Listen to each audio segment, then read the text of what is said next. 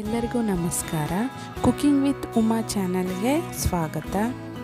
ಇವತ್ತು ಬದನೆಕಾಯಿಂದ ಎಣ್ಣೆಗಾಯಿ ಮಾಡೋದನ್ನು ತೋರಿಸ್ಕೊಡ್ತಾ ಇದ್ದೀನಿ. ನಾನಿಲ್ಲಿ ಒಂದು ಮಿಕ್ಸಿ ಜಾರಿಗೆ ಅರ್ಧ ಬೌಲ್ ಆಗುವಷ್ಟು ಫ್ರೆಶ್ ಆಗಿರೋ ಕೋಕೋನಟ್ ಪೀಸಸನ್ನು ಹಾಕ್ಕೊಳ್ತಾ ಇದ್ದೀನಿ. ಹಾಗೆ 2 ಇಂಚ್ ಆಗುವಷ್ಟು ಶುಂಠಿಯನ್ನು ಇದಕ್ಕೆ ಹಾಕ್ಕೊಳ್ತಾ ಇದ್ದೀನಿ. ಸುಲಿದಿರುವಂಥ 8 ರಿಂದ 10 ಬೆಳ್ಳುಳ್ಳಿ ಹೆಸಳನ್ನು ಇದಕ್ಕೆ ಹಾಕ್ತಾ ಇದ್ದೀನಿ. ಹಾಗೆ ಚಿಕ್ಕದಾಗಿ ಕಟ್ ಮಾಡಿಟ್ಕೊಂಡಿರೋ 1 ಟೊಮೊಟೊವನ್ನು ರುಬ್ಬೋದಕ್ಕೆ ಹಾಕ್ಕೊಳ್ತಾ ಇದ್ದೀನಿ. 1 ಈರುಳ್ಳಿಯನ್ನು ಹಾಕ್ತಾ ಇದ್ದೀನಿ. ಇದಕ್ಕೆ ಗರಂ ಮಸಾಲವನ್ನು ಹಾಕ್ಕೊಳ್ತಾ ಇದ್ದೀನಿ. 1 ಏಲಕ್ಕಿ, 3 ರಿಂದ 4 ಪೀಸು ಚಕ್ಕೆ, 4 ರಿಂದ 5 ಲವಂಗ, ಹಾಗೆ 1/4 ಟೀ ಸ್ಪೂನ್ ಆಗುವಷ್ಟು ಮೆಣಸಿನ ಕಾಳನ್ನು ಹಾಕ್ಕೊಳ್ತಾ ಇದ್ದೀನಿ. ಗಸಗಸೆ ಅರ್ಧ ಟೀ ಸ್ಪೂನು, ಸ್ವಲ್ಪ ಹುಣಸೆ ಹಣ್ಣನ್ನು ಹಾಕ್ಕೊಳ್ತಾ ಇದ್ದೀನಿ. ಹಾಗೆ ಲಾಸ್ಟಲ್ಲಿ ಫ್ರೆಶ್ ಆಗಿರೋ ಕೊತ್ತಂಬರಿ ಸೊಪ್ಪನ್ನು ಹಾಕ್ತಾ ಇದ್ದೀನಿ. ಅರ್ಧ ಹಿಡಿ ಆಗುವಷ್ಟನ್ನು ಹಾಕ್ಕೊಂಡಿದ್ದೀನಿ. ಇದನ್ನು ನುಣ್ಣಗೆ ರುಬ್ಕೋಬೇಕು. ಈಗ ಒಂದು ಕಡಾಯಿಗೆ ಆಯಿಲನ್ನು ಹಾಕ್ತಾ ಇದ್ದೀನಿ. 2 ರಿಂದ 3 ಟೀ ಸ್ಪೂನ್ ಆಗುವಷ್ಟು ಆಯಿಲನ್ನು ಹಾಕಿದ್ದೀನಿ. ಜಾಸ್ತಿ ಕೂಡ ಹಾಕ್ಕೋಬೋದು, ಚೆನ್ನಾಗಿರುತ್ತೆ. ಇದಕ್ಕೆ ಫ್ರೆಶ್ ಆಗಿರೋ ಕರಿಬೇವು ಸೊಪ್ಪನ್ನು ಹಾಕ್ಕೊಳ್ತಾ ಇದ್ದೀನಿ. ಕರಿಬೇವು ಸೊಪ್ಪು ಹಾಕೋದ್ರಿಂದ ಫ್ಲೇವರು ತುಂಬಾ ಚೆನ್ನಾಗಿರುತ್ತೆ.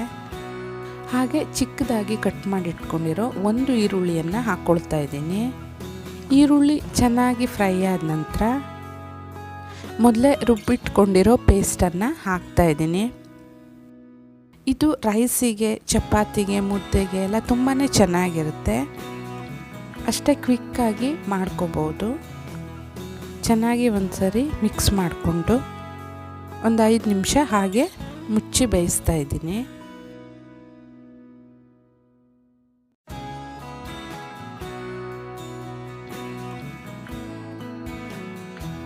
ಇದಕ್ಕೆ ಖಾರ ಪುಡಿಯನ್ನು ಸೇರಿಸ್ತಾ ಇದ್ದೀನಿ.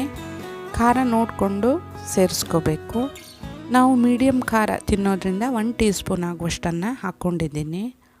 ಹಾಗೆ ಅರ್ಧ ಟೀ ಸ್ಪೂನ್ ಆಗುವಷ್ಟು ಗರಂ ಮಸಾಲ ಪುಡಿಯನ್ನು ಹಾಕಿದ್ದೀನಿ.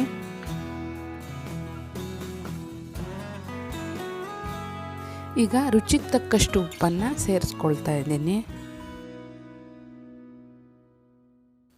ಮೊದಲೇ ವಾಶ್ ಮಾಡಿ ಕಟ್ ಮಾಡಿಟ್ಕೊಂಡಿರೋ ಬದನೆಕಾಯನ್ನು ಹಾಕ್ತಾ ಇದ್ದೀನಿ. ಈ ಥರ ಕಟ್ ಮಾಡ್ಕೊಂಡಿದ್ದೀನಿ. ಇದನ್ನೇ ಇದಕ್ಕೆ ಹಾಕ್ಕೊಳ್ತಾ ಇದ್ದೀನಿ.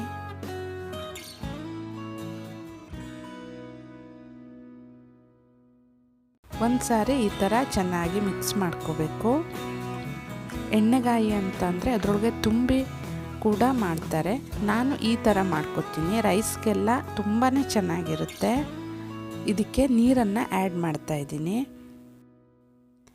ನೀವು ಫಸ್ಟ್ ಟೈಮ್ ನನ್ನ ಚಾನಲ್ನ ನೋಡ್ತಾ ಇರೋರಾಗಿದ್ದರೆ ದಯವಿಟ್ಟು ಚಾನಲ್ನ ಸಬ್ಸ್ಕ್ರೈಬ್ ಮಾಡ್ಕೊಳ್ಳಿ.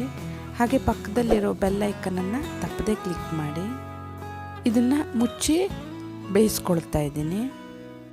ಈಗ ಚೆನ್ನಾಗಿ ಬೆಂದು ರೆಡಿಯಾಗಿದೆ. ಇದನ್ನು ವೈಟ್ ರೈಸ್ಗೆ ಸರ್ವ್ ಮಾಡ್ತಾ ಇದ್ದೀನಿ.